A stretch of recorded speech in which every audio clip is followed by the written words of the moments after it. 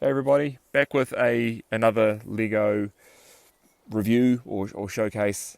Today I've got a custom that I first produced about 6 years ago, and that's a Pablo Jill figure.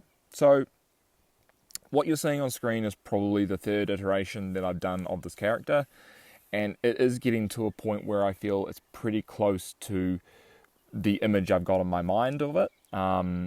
The inspiration for this particular design is like all my customs.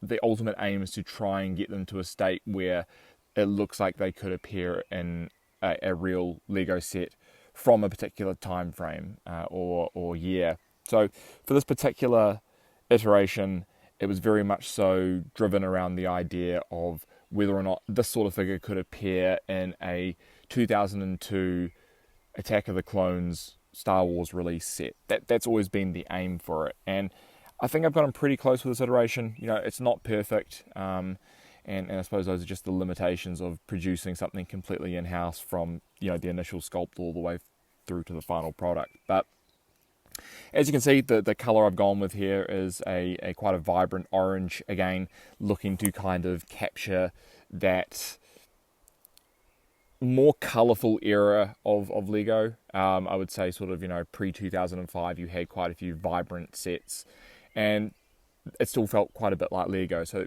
I went for a relatively simplistic design with that kind of vibrant orange colour. As you can see, the chest there, very plain, very much so a sign of the times, you know, something that you would see in a 2002 Lego Star Wars set. As you can see on the head, there are some finer details there. The teeth, the gums, and the eyes. Those are all hand painted on, which you know, can be tedious at times, but you know, you can get into a bit of a rhythm and whack them out pretty quickly. So yeah, I mean, there's not pretty much else to say about this figure. If you are interested in purchasing any of my figures, I do list them from time to time on eBay. It's really dictated around how much free time I have, and with more limited free time now, the customs are a little bit more few and far between. But yeah, I hope to probably produce a few more videos in the coming weeks. I've got quite a few customs from the last, I don't know, 5 years, 6 years that I've never made a video for. So yeah, it'd be quite nice to shoot some videos for those and hopefully share them with you guys. But that's all for this one today. Yeah, hope you enjoyed looking at this new custom.